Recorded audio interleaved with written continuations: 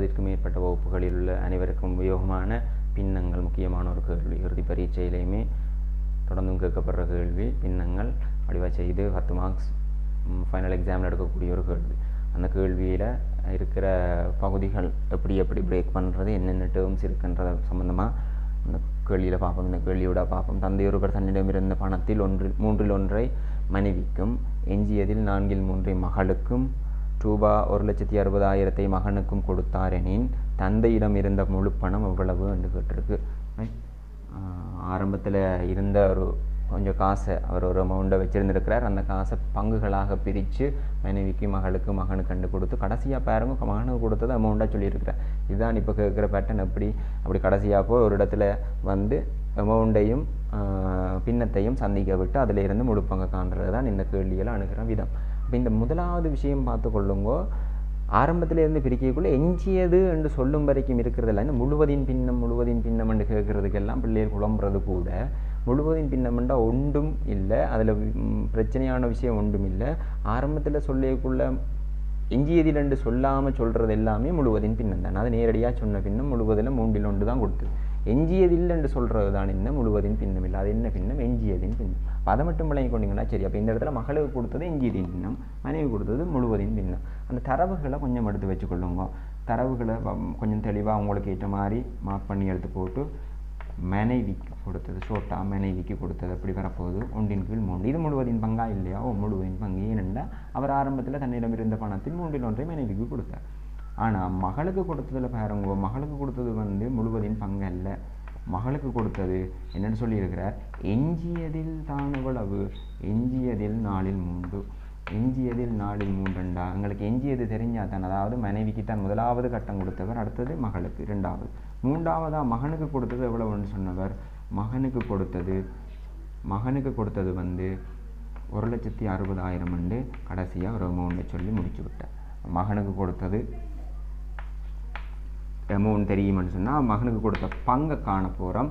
அந்த பின்னத்தை பிடிச்சிட்டோம்னு சொன்னால் அமௌண்ட்டையும் அந்த பின்னத்தையும் வச்சுக்கொண்டு முழு பணத்தையும் காண இயலும். அப்போ தந்தையொருவர் தன்னிடம் இருந்த பணத்தை எப்படி பிரித்த கதையை எப்படி நாங்கள் ஷோட்டாக இங்கே எடுத்திருக்கிறோம்ன்றதை பாருங்கள். மனைவிக்கு கொடுத்தது இது முழுவதின் பின்னமா?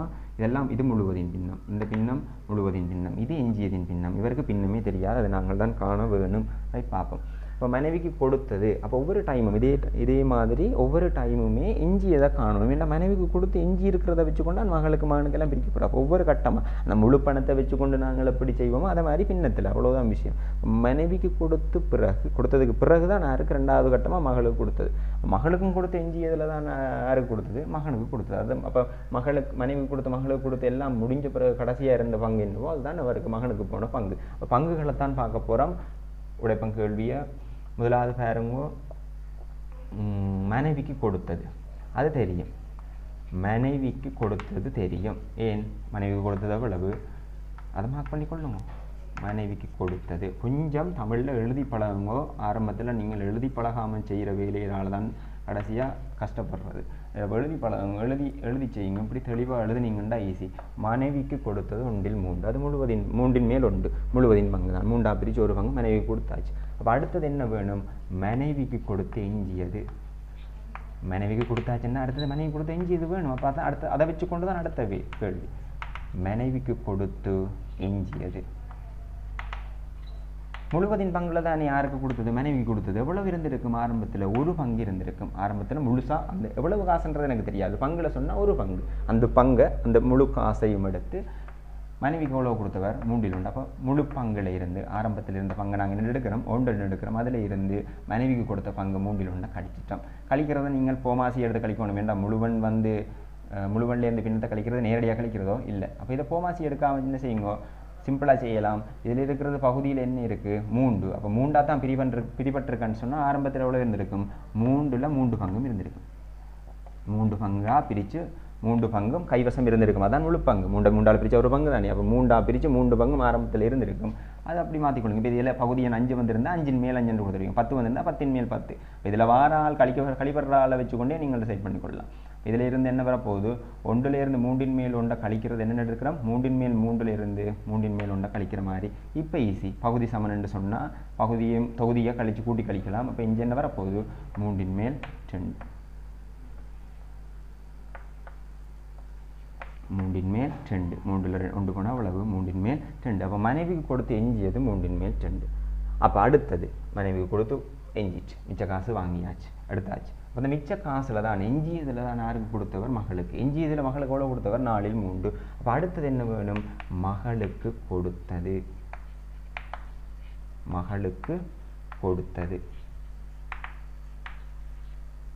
மகளுக்கு கொடுத்ததை காண போகிறோம் மகளுக்கு கொடுத்ததை சொன்னவர் என்ன எஞ்சியதில் தான் எவ்வளவு 4 இல் 3 கீழே மகளுக்கு கொடுத்தது எப்படி கண்டவர்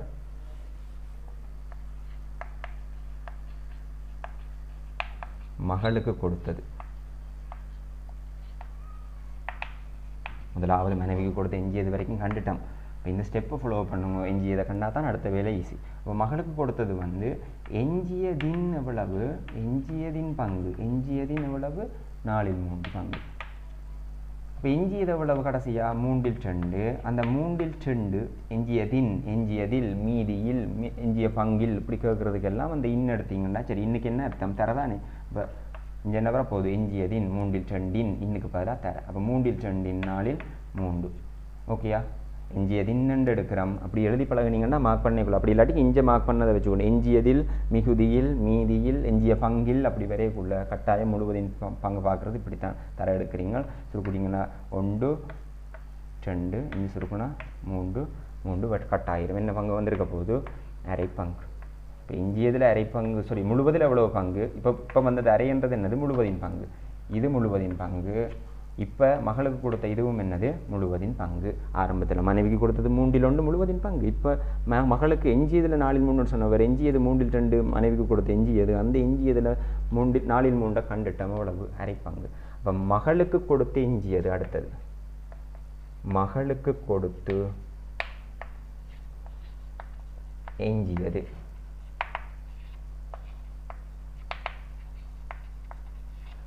மகளுக்கு கொடுத்த எஞ்சியன்னு சொன்னால் அப்படி வரும் மகளுக்கு கொடுக்க முதல் எவ்வளவு இருந்தது 3 இல் 2 மனைவிக்கு கொடுத்த எஞ்சியது எவ்வளவு இருந்தது 3 இல் 2 அந்த 3 இல் 2ல் எவ்வளவு இப்போ மகளுக்கு கொடுத்தாச்சு மகளுக்கு 2 இல் 1 கொடுத்தாச்சு சொல்கிறவளங்க ஆரம்பத்தில் 3 இல் மேல் 3 இருந்தது அதில் 3 இல் 1 கொடுத்த பிறகு மனைவிக்கு கொடுத்த பிறகு எஞ்சியது 3 இல் 2 அப்போ மனைவிக்கு கொடுத்த பிறகு இருக்கிற காசு இவ்வளவு தான் 3 இல் 2 பங்கு தான் கைவசம் இருந்தது அதில் இப்போ மகளுக்கு கொடுத்த பங்கு எவ்வளவு பார்த்துட்டோம் 2 இல் 1 அதை கழிச்சா என்ன வரப்போகுது பகுதி சமனற்ற பகுதி அங்கே சமனான பகுதி என்றதால் நேரடியாக தொகுதியை கழிச்சினாங்க இங்கே சமனற்ற பகுதின்னா போமாசி காணணும் போமாசி காண்றது இது நார்மலாக இதில் 2மே முதன்மை என்றதால் நீங்கள் நேரடியாக பெருக்கிய போடலாம் 3 2 6 அப்படி இல்லாட்டிக்கு நீங்கள் 3ஐயும் 2ஐயும் போட்டு முதன்மை காரணிகளால் வகுத்து எடுக்கணும் 1 கிடைக்கும் வரைக்கும் 2 பிறகு இந்த 3 2 இருக்கும் திருப்பி 3ஆல் பிரிச்சா 1 தான் போமாசிக்காரன்ற விதம் உங்களுக்கு போமாசி பற்றி ஏதாவது பிரச்சனை இருந்தால் நான் பின்னால் கதைக்கிறேன் இப்போ 3க்கும் 2க்கும் உரிய பகுதி எண்ணுக்குரிய போமாசி என்னது 6க்குள்ள 3 2 முறை 2 4 சாய 6க்குள்ள 2 3 முறை எவ்வளோ வரும்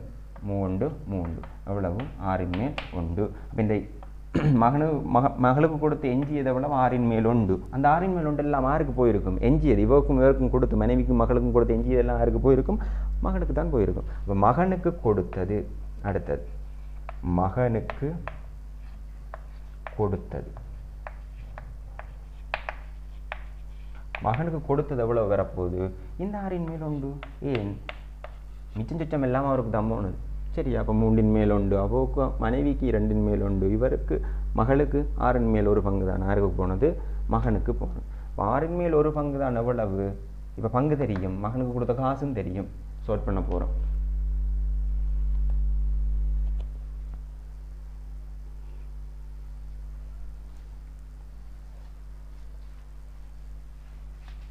சரி பாருங்க அப்போ மகனுக்கு கொடுத்த 6 இல் 1 பங்கு தான் எவ்வளவு 6 இல் 1 பங்கு தான் மகனுக்கு கொடுத்த பங்குன்னு கண்டுபிடிச்சிட்டோம் இப்போ 6 இல் 1 பங்கு தான் எவ்வளவு ரூபா அப்புறம் 6 இல் 1 சமன் ரூபா 1,60,000 சமப்படுத்தாதீங்க சமப்படுத்த ஏழாவது தான் 6 இல் 1 பின்னம் இது ஒரு முழுவன் பெறும் 6 இல் 1 பங்கு தான் எவ்வளவு 1,60,000 அப்போ ஒரு பங்கு எவ்வளவுன்னு கண்டுட்டீங்கன்னா சரி இங்கே ஒரு பங்கு தான் 1,60,000 மொத்த பங்கு காண்றதுக்கு என்ன செய்வீங்க 6ஆல் பெருக்குவீங்க ஆக ஆரம்பத்தில் இருந்த முழு பணம் எவ்வளவுன்னு கேட்டால் அப்பாட்ட இருந்த முழு பணம் எவ்வளவுன்னு கேட்டால் ஒரு பங்கு தான் 1,60,000 ஒரு பங்கு நேரடியாகவே இந்த கேள்வியில் ஈஸியாக வந்திருக்கு சில நேரம் 2 பங்குண்டு வரும் 2 பங்குண்டு வந்து என்ன செய்யணும் இந்த காசை ஒரு பங்காக்குறதுக்கு என்ன செய்வீங்க 2ஆல் பிரிப்பீங்க அப்போ ஒரு பங்கு வந்துடும் ஒரு பங்கு வந்துட்டுண்டா பிறகு அந்த மொத்த பங்கால் பெருக்கி விட்டிங்கன்னா சரி. அப்போ இங்கே ஒன்றால் பிரிக்கணுமென்றில் ஒன்றால் பிரித்து பிரியோசனம் இல்லை. ஒரு பங்கு தானே இது 6 பிரித்து ஒரு பங்கு தான் 1,60,000. அப்போ ஒரு பங்கு 1,60,000 மொத்த பங்கோட இருந்திருக்கு 6 பங்கு.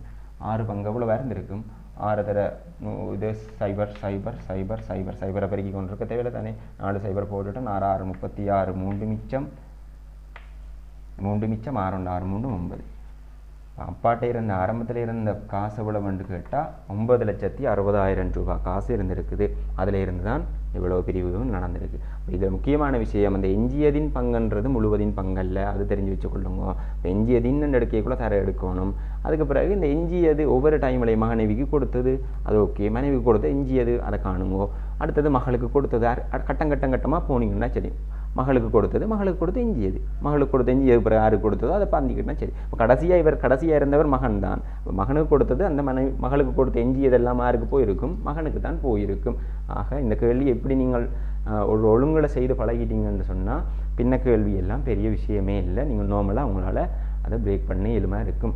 இது தவிர்த்த பின்ன கேள்வி வேறு எதுவும் இருந்தாலும் அது சம்மந்தமான வினாக்களை ஸ்க்ரீன்ஷாட் ஒன்று அடித்து போட்டோ இல்லைன்னா டெக்ஸ்டாவோ எனக்கு அனுப்புனீங்கன்னு சொன்னால் நான் அந்த கேள்வியை செய்து வீடியோ அப்லோட் பண்ண ரெடியாக இருக்கிறேன். நன்றி. தொடர்ந்துமே வீடியோ சப்ஸ்கிரைப் பண்ணி பாருங்க.